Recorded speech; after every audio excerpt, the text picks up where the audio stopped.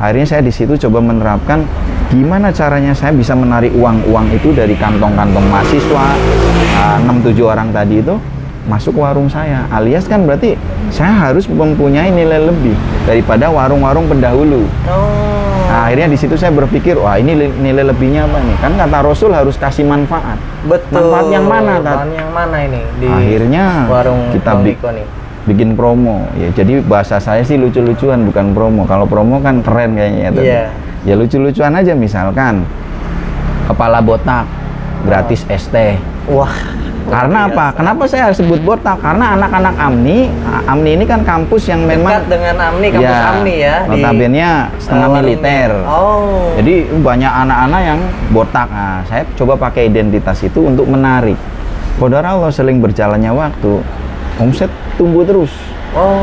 Sampai 10 tahun ini ya tumbuh kembangnya saya nikmati gitu, bahwa memang Allah takdirkan ada pertumbuhan. Masya Allah. Itu bingkai sunatullahnya ya, Ustaz. Masya Allah. Jadi sobat pemirsa, ini yang menarik dari usahanya Bang Miko. Beliau itu yakin kepada Allah, juga riset gitu ya. Dari keenam peluang tadi ya.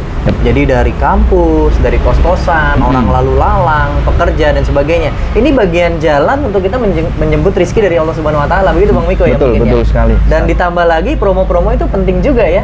Apalagi promo-promonya asas kemanfaatan di dalam berbisnis itu diprioritaskan dibandingkan keuntungan duniawi, begitu mungkin Bang Miko? Betul sekali. Masya Allah. Karena saya meyakini di ilmu yang terkini pun yang berkaitan dengan marketing kan, ketika kita mau menaikkan omset itu ada 2 jalur. Wah, ini stop dulu Bang Miko. Siap. Ini disimak baik-baik nih pemirsa. Dalam menaikkan omset itu ada 2 jalur ya. Silakan Bang Miko. Nah, jalur yang pertama, ini kanan apa kiri tadi? Boleh, kanan dulu. Jalur yang pertama adalah meningkatkan nilai tambah, jadi value. Jadi bahasa saya nilai tambah, manfaat. Saya lebih fokus kepada hadis yang tadi itu.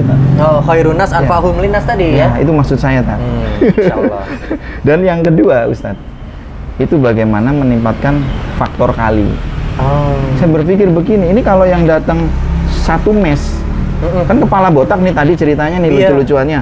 Satu mes saya nggak yakin dia ada 10 orang, bisa lebih, belasan bahkan 20-an. Nah, hari ini saya besok bikin lucu-lucuan lagi atau promo. Ya, beli 5 gratis 6. Wah, gratisnya lebih banyak loh sobat pemirsa. Misalkan beli 2 bungkus, gua gratisin es teh, apa kerupuk, apa gorengan. Luar biasa. Kadang juga saya memberikan semacam kayak kebijakan dakwah dalam warung, misalkan Jumat Berkah. Jauh sebelum nasi Jumat Berkah rame seperti sekarang, Masya Allah. Ya, saya dapat inspirasi untuk menjalankan itu. Ya ini semua karena Allah. Dan qadarullah Allah, ada investor yang mau danain. Jadi, untuk ini berbagi tadi ya? Iya, kalau Jumat kita gratiskan Ustadz. Masya Allah. Itu kejadiannya kurang lebih sekitar 6-7 tahun lalu. Wah, sudah lama ya? 6-7 tahun lalu.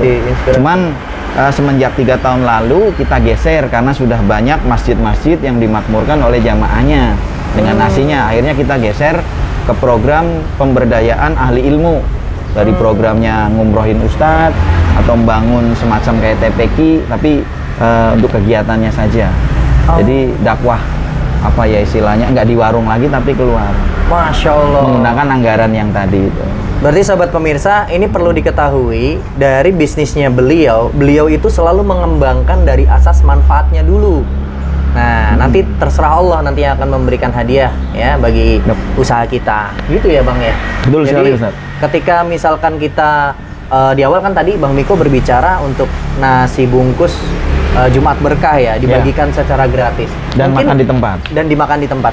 Mungkin 6 tahun yang lalu belum marak itu seperti saat ini, banyak sekali nasi bungkus di masjid yang disebar atau mereka berdonasi. Ini suatu hal yang luar biasa. Beliau sudah memulai dahulu. Ketika orang sudah mulai, beliau berganti ke tempat yang lain gitu ya. Atau mengembangkan ke tempat yang lain gitu, asas manfaatnya. Tidak terus stay di situ. Ini luar biasa gitu. Kadang-kadang kan kita berpikir bermanfaatnya dari sisi bisnisnya aja, bukan dari sisi manfaatnya aja. Tapi ini Bang Miko ini dengan warungnya menggunakan asas manfaat yang diprioritaskan, itu luar biasa, Masya Allah, gitu ya. Mungkin ini jadi inspirasi.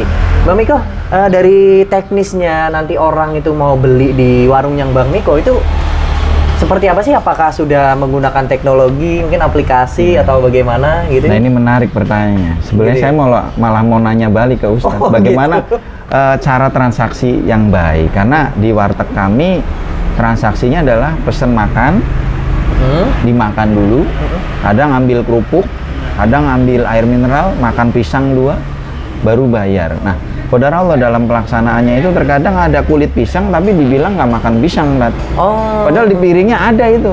Masya Allah. Nah, Pernah ini terjadi seperti itu berarti? pernah, bahkan saya pernah bikin kebijakan bayar di awal gratis ST. Pelanggan bukannya menerima tawaran baiknya, malah komplain gitu. Apa-apaan sih, biasanya aja nggak begini. Jadi padahal niat saya edukasi supaya lebih syariah. Nah, ini gimana menurut Ustadz nih? Wah, ini dibalik saya jadi ditanya ini oleh Bang Miko ya. Dari tadi saya yang bertanya terus, sekarang dibalik ya.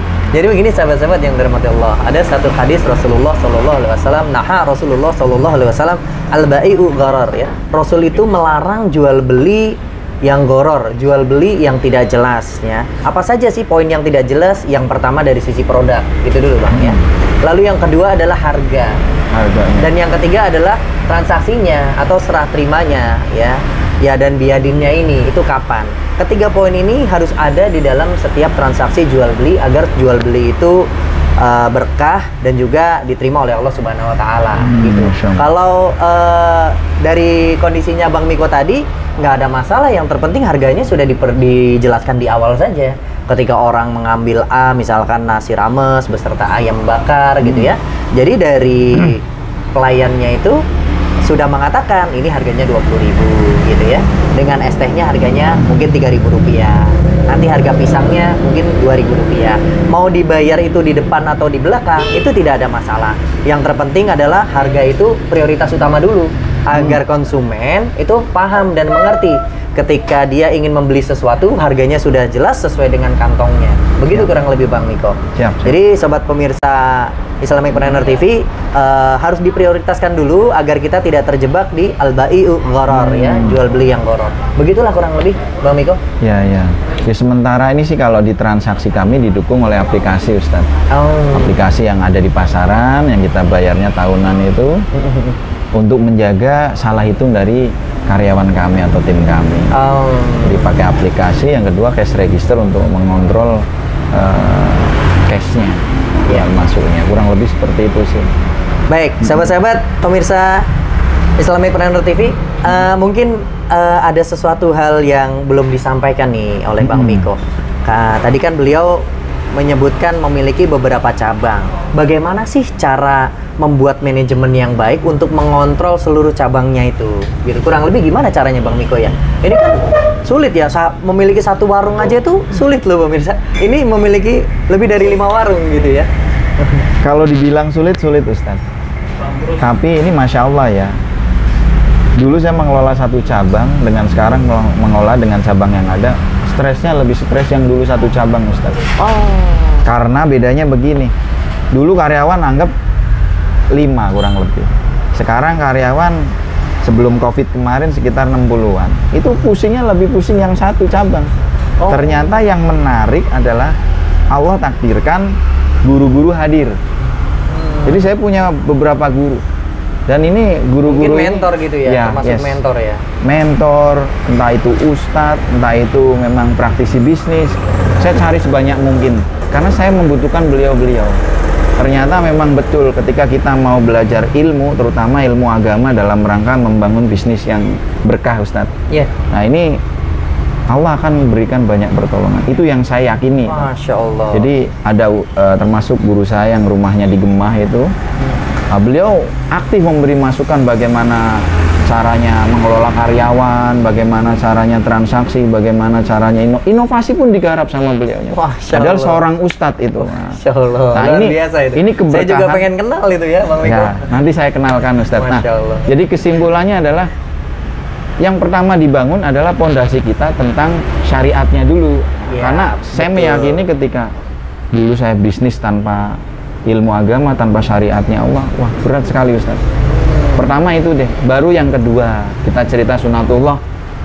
Sebenarnya saya masih belajar Ustaz, cuman ini berdasarkan pengalaman yang saya jalani bahwa ketika mau buka cabang yang dibenahi dulu adalah manajemennya dulu, orang-orangnya dulu, SDM-nya ya. SDM yang mau kita tempatkan di sana, paling nggak ada duplikasi, ada delegasi. Nah, mungkin kita bisa ambil 1-2 orang supervisor atau leader untuk backup cabang. Ya, setelah itu disusul dengan keilmuan kita tentang siklus bisnis ini gitu loh. Banyak sekali sebetulnya hal-hal yang perlu kita butuhkan, maka dari itu saya menyarankan diri saya dan teman-teman atau para pemirsa di rumah untuk senantiasa mencari guru, ustadz, mentor, fasilitator, apapun itu bahasanya, yang penting kita harus cari.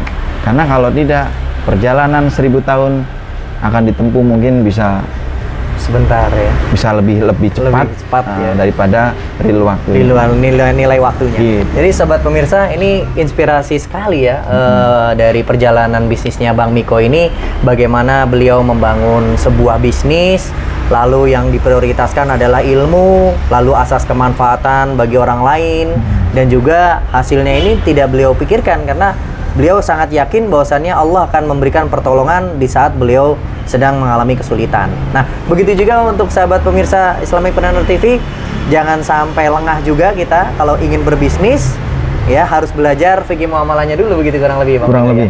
Ya, Masya Allah. Baik sahabat-sahabat pemirsa, ini yang terakhir nih Bang Miko. Ya. Mungkin bisa diberikan motivasi untuk sahabat pemirsa yang menyimak Islamicpreneur TV ini. Dari tadi beliau sudah mendapatkan inspirasi banyak sekali dari Bang Miko. Ya, ini waktunya Bang Miko memberikan motivasi bagi kita semua. Masya Allah. Jadi kesimpulannya sih kalau menurut saya, dalam bisnis uang itu sangat penting, Ustaz. Uang itu penting sekali. Cash is the king katanya. Oh, gitu. Kata teman-teman begitu, Ustaz. Nah, tapi ada yang lebih penting sebetulnya, yaitu mencari keberkahan Allah. Karena saya meyakini bisnis itu walaupun cashnya sangat besar, keuntungannya sangat besar, tapi kalau Allah takdirkan memang nggak ada keberkahan di sana, jangankan kebaikan, Ustadz. Ya. Duit masuk kantong aja nanti bisa keluar. Oh. Jadi dengan cara yang tidak baik juga mungkin keluarnya ya. Wallahu a'lam, nanti itu terserah Allah. Yang jelas keberkahan menjadi apa? Cita-cita dan kenyataan buat kita sebagai seorang pengusaha. Masya Allah. Itu kata guru saya seperti itu. Keberkahan harus jadi kenyataan. Masya Allah, luar biasa ya. Ya, baik, sahabat pemirsa Islamicpreneur TV, mungkin cukup demikian nih kita bincang-bincang dengan Bang Miko. Nanti saya dan kru juga terima kasih banyak, juga sobat pemirsa telah diberikan inspirasi dan juga ilmu-ilmu yang luar biasa untuk tayangan kali ini. Dan jangan kapok ini Bang Miko ya, nanti untuk bisa sharing-sharing kembali mengenai bisnisnya gitu ya. Insya Allah nanti. Baik, sahabat pemirsa, insya Allah setiap dunia itu adalah milik Allah Subhanahu wa Ta'ala. Namun keberkahan itu juga jangan sampai kita lenakan ya. Jadi akhirul kalam mungkin bisa kita simak di tayangan-tayangan berikutnya. Bercita-cita untuk sukses itu boleh, namun berkah harus jadi kenyataan. Masya Allah. Wassalamualaikum warahmatullahi wabarakatuh.